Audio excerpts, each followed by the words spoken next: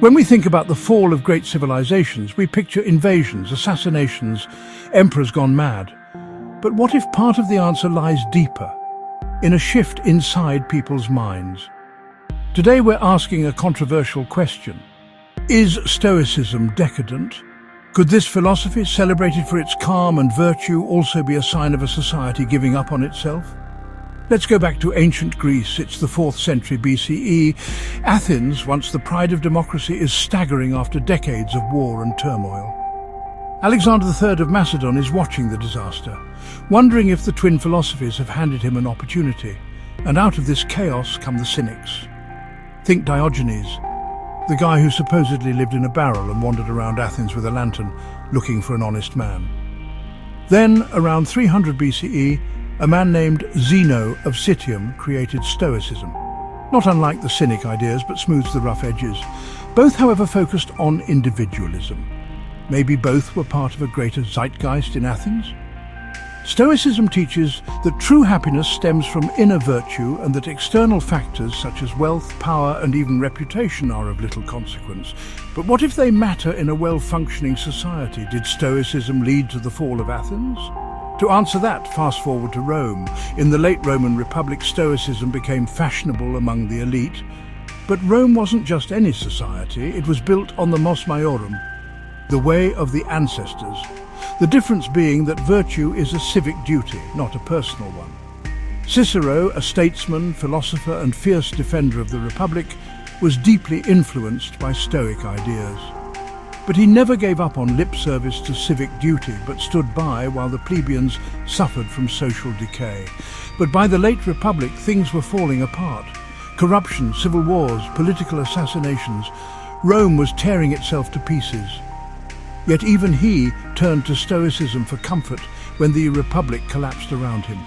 Was that the start of people giving up on fighting for the common good? After the Republic fell, Rome became an empire. And after a few emperors, Stoicism gained new followers, such as Seneca. Seneca was an advisor to Emperor Nero, who seemed to embrace the twin philosophy of Cynicism. He wrote brilliant works on virtue and self-control, while secretly amassing one of the wealthiest fortunes in Rome. He ended up forced to commit suicide, accused of plotting against Nero. Then came Marcus Aurelius, the philosopher-emperor. He wrote the Meditations, wrestling with how to stay virtuous while his son seemed to embrace cynical ideals.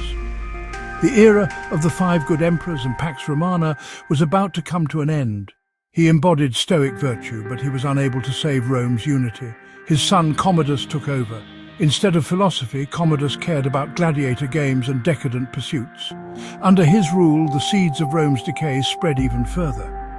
Was Commodus able to hang on too long because Romans didn't see the importance of their civic duty and just endured his mismanagement? So, is Stoicism decadent? It sounds harsh. But look at the pattern. Cynicism and Stoicism rise as Greek democracy collapses. Stoicism becomes a refuge as the Roman Republic dies. Under emperors Nero and Commodus, Stoicism consoles individuals to do nothing while the empire falls apart.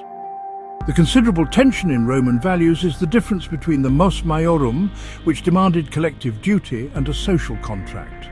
Stoicism preached inner virtue, even if the world fell apart due to tyrants mismanaging the empire.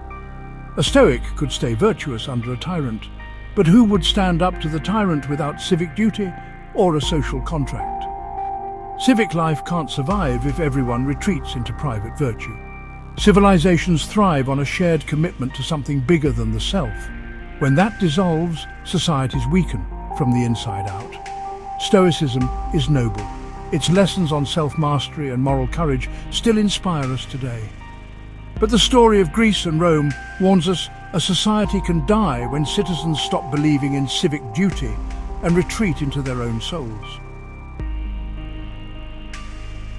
And that, perhaps, is the hidden danger behind Stoicism's individualism. Are there any current nations that seem to embrace both Stoic and cynical ideals?